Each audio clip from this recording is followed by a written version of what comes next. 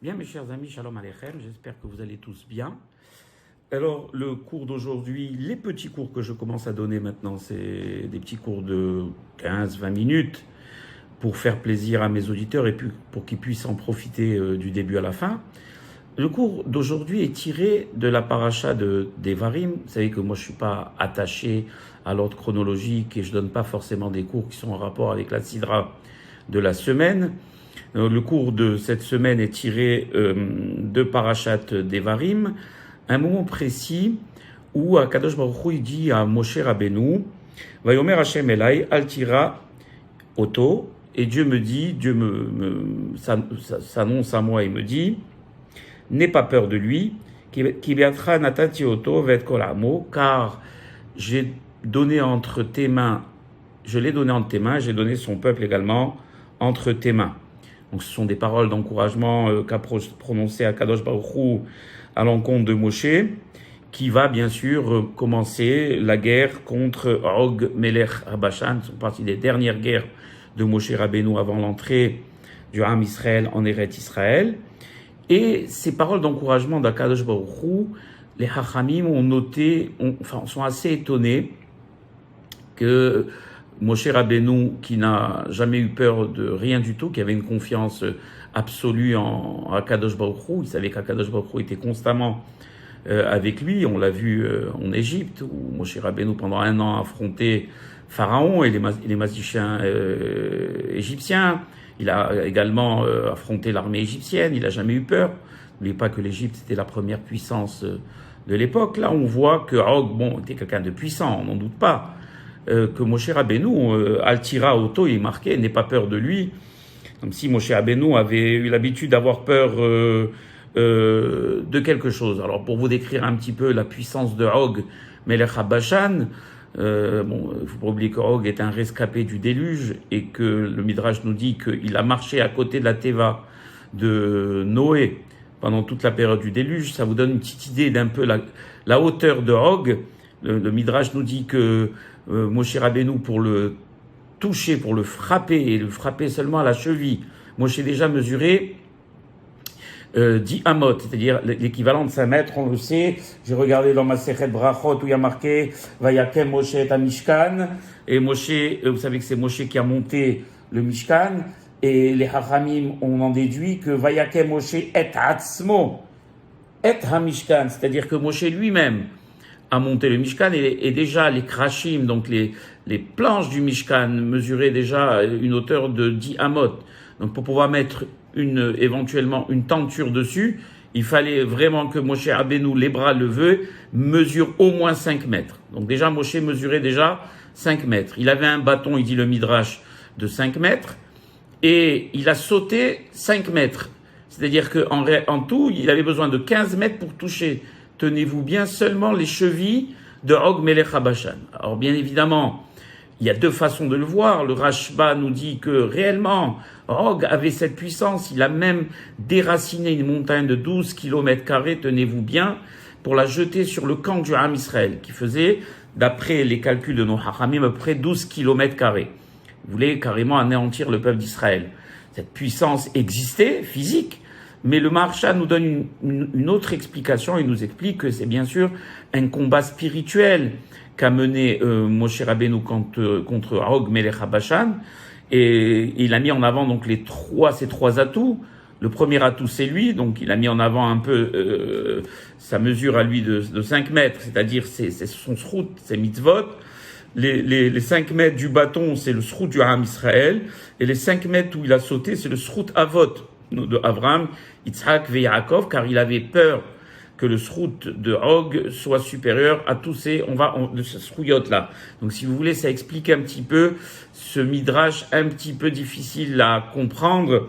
Mais le Rashba nous dit que Og il était très très puissant et physiquement réellement il était très puissant. Il y a un beau midrash qui nous dit qu'au moment où il a voulu déraciner cette fameuse montagne, alors il y a des fourmis qui ont grignoté. La fourmi est très puissante comme le ver. La montagne et l'a trouée et la montagne est rentrée carrément. La tête de Og est rentrée à l'intérieur de cette montagne et il a plus pu s'en débarrasser. Et alors Quelle est la symbolique de ces fourmis? Eh bien, c'est Am Israël, le srout du Am Israël. Car la fourmi, au même titre que Am Israël, Koha Befira, comme je l'expliquais pour Al-Tiré Tolaat, Yaakov, n'aie pas peur, Vermisso, Yaakov, et les Hachamim disent Ma, Tolaat, Koha Befira, Af Israël, Koha Befiem, la force d'Israël, comme celle de la fourmi, ne réside que dans la bouche, donc dans la prière. Donc c'est le srout du Am Israël qui a fait qu'ils ont pu battre Og Melech Bashan. Mais vraiment, on n'arrive pas à comprendre pourquoi Moshe Rabbeinu avait besoin de paroles d'encouragement, lui qui n'avait peur de personne, qui avait une foi inconditionnelle en Akadosh Baruch Hu, et qui a été à la tête de toutes les batailles et qui les a vaincus. Alors bien sûr, on a compris qu'il ne s'agissait pas d'une peur par rapport à un combat physique, mais plutôt une peur par rapport à un combat spirituel qu'allait mener Moshe Rabbeinu contre Og Melech Bashan. Alors quel est ce combat spirituel? Et c'est tout le but du cours, justement. Le but de 3 ou 4 cours que je vais donner vont se reposer sur le sachar qu'on obtient quand on est mekaimim des mitzvot. Alors quel a été le srout déjà de Og? Vous savez que dans Sefer Bereshit, il est ramené que Lot, le neveu d'Abraham, avait été fait prisonnier, kidnappé par les Araba'am et Lachim, les 4 rois, à l'époque donc de Sodome et de Gomorre. Et Moshe Rabbeinu a été averti par qui? Par Og. Og l'a averti, il lui a dit, voilà, ton neveu Lot a été kidnappé, et c'est là où qu'Avraham Avinu, il a donc préparé ses soldats. Il y en a qui disent qu'il est allé tout seul avec Eliezer. Il y a plusieurs midrashim, et c'est grâce à l'avertissement de Og que Avraham Avinu a pu sauver, bien sûr, son neveu. Donc, si vous voulez, le mérite de Og était, on va dire, assez important, puisqu'il a permis à Avraham Avinu de tirer profit de cela et de pouvoir sauver son neveu. Ça, c'est déjà le premier srout de Og. Le deuxième, ils disent les Hachamim, que c'est le Zohar qui le ramène, que Og faisait partie de ceux qui avaient été circoncis dans la maison d'Avraham, et c'est pour ça qu'il y a marqué dans le passage que j'ai lu en début de cours, Vayomer Hashem Elai altira oto, altikre oto ela ot shebo. Ot, on sait que la Mila fait partie des otot, donc des signes particuliers entre nous et Hakadosh Baruch Hu, au même titre que le Shabbat. Il y a un ot aussi, les téphilines, ils sont ot, les ot aliatra. Eh bien, la Mila aussi également est appelée Hot, et Og étant aussi circoncis, donc il avait le mérite de cette circoncision, et c'est pour ça qu'il lui a dit à Kadosh Baruch Hu Moshe, Al tira Oto, mais à Hot Shebo, même s'il est circoncis, je ferai en sorte que tu puisses le battre. Et on n'arrive vraiment pas à comprendre, malgré tout, que ce qu'a fait Og soit considéré comme une bonne action. Pourquoi? Parce que dans les Midrashim, il nous est ramené que Og avait une arrière-pensée. Il n'a pas fait les choses Leshem Shamaim. Il n'avait pas un amour inconditionnel pour Avraham Avinu. Et on sait qu'il l'a fait parce qu'il voulait qu'Avraham meure pendant cette guerre et qu'il puisse, lui, épouser Sarah. Donc vraiment, la kavana au niveau de la mitzvah de Og était loin d'être les Shem Shamaim, il était surtout le contraire de cela.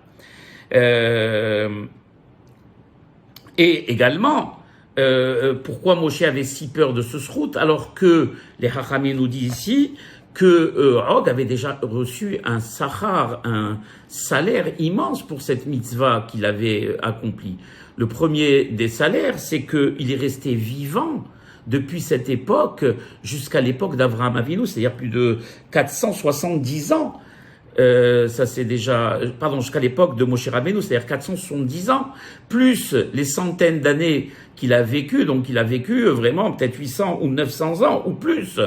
Donc vraiment, déjà au niveau du Sahar, il a eu un Sahar important. Il a été aussi roi de Bassan, donc Og Melech Bashan, donc il a été largement rétribué pour cette entre guillemets, cette petite mitzvah qu'il avait accomplie, malgré tout, Moshe Rabbeinu, il avait peur que le srout de cette mitzvah, aussi faible qu'elle soit et aussi, comment dirais-je, intéressée qu'elle l'a été, eh bien, joue en la faveur de Og et qui ne puisse pas le battre. On n'arrive vraiment pas à comprendre pourquoi Moshe Rabbeinu, Rabban Kol Israël, l'homme le plus pur qui existe, chez Diber PLP, qui a parlé bouche Kiviachol contre bouche avec Kiviachol avec Akadosh Baruch Hu, qui était malé mitzvot karimon, malé zachriot, qui était l'homme qui a fait sortir le Ham Israël, qui a été celui qui a transmis la Torah d'Israël, toutes ces mitzvot de Moshe Rabbeinu, eh bien ne l'encourageait pas à aller de l'avant à Moshe. Bien sûr, on peut dire que Moshe Rabbeinu, il était Anvatan, c'est-à-dire quelqu'un de modeste, et qu'il s'attribuait pas les mérites, comme on sait que tous les tzadikim, ils doutent d'eux-mêmes, malgré toutes les grandes mitzvot qu'ils font, ils doutent toujours d'eux-mêmes. Mais mettons que Moshe Rabbeinu doute de lui, il avait quand même derrière lui des grands tzadikim. N'oublions pas qu'on était ici à l'orée de la rentrée du Ham Israël en terre d'Israël. Donc tous ceux qui sont restés, les 600 000 Gvarim du Ham Israël, étaient tous des tzadikim, puisque toute cette génération pécheresse est décédée déjà dans le désert.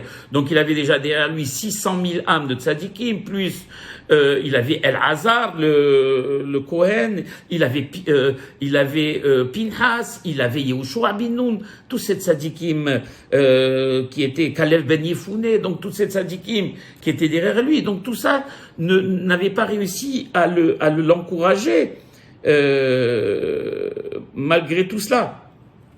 Alors la question, la réponse, elle est que oui, Rabotai, et telle est la réalité. Telle est la réalité. Et justement, ça va nous aider à comprendre l'importance d'une mitzvah.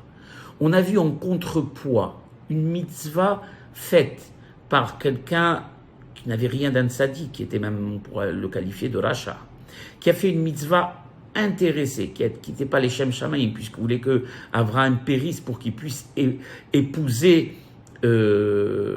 Sarah. En face, on a Moshe Rabbeinu avec tous ses srouillottes, tout le Ham Israël avec tous ses srouillottes, tous les tzadikim de cette époque avec tous leurs srouillottes. Et bien malgré tout, on n'est pas sûr du contrepoids à la bataille. On n'est pas sûr du contrepoids.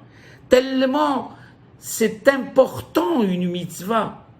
Et ça va nous aider justement à commencer à réfléchir à ce que c'est qu'une mitzvah.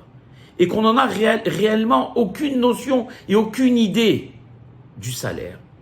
Comme il est marqué dans Avot, Heve Zahir, Be mitzvah kala keva hamura, she'en ata yodea matan sechanan shel mitzvot.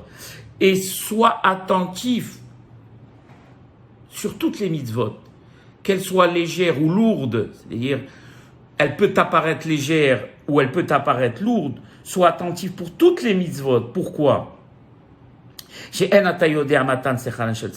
Parce que tu ne connais pas réellement la contrepartie de ces mitzvot au niveau du Sahar. Et l'exemple est connu de ce roi qui a voulu avoir un très beau verger avec toutes sortes de plantes et qui a promis à ses sujets une récompense pour les plantes qu'ils amèneraient. Mais il n'a pas précisé quel prix il donnerait pour chaque plante. C'est-à-dire que s'il avait donné par exemple un prix élevé sur une plante par rapport à une autre, alors il est sûr que tout son jardin aurait été rempli que de la même plante. Or, ça ne l'intéressait pas. Il voulait avoir un jardin varié. Donc, il aura dit que chacun amène les plantes, que mon jardin se fasse, mais je ne vous donnerai pas le prix que je rétribuerai pour chaque plante. Et c'est grâce à ça qu'il a eu un verger et un jardin varié. C'est exactement la même chose. Akadosh Baruch Hu, il n'a pas donné Matan Sechan Shel Mitzvot.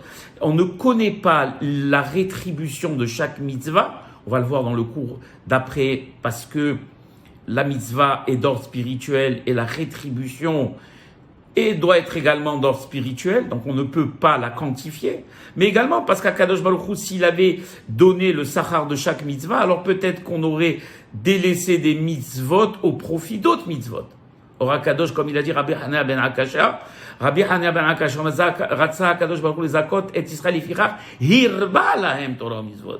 C'est pour cela qu'il a varié et qu'il a donné une multitude de mitzvot, car on sait que le corps humain qui est composé de Ramah, Evarim et Sagidem, donc 248 membres et 365 veines et tendons, sont faits à l'image des 613 mitzvot.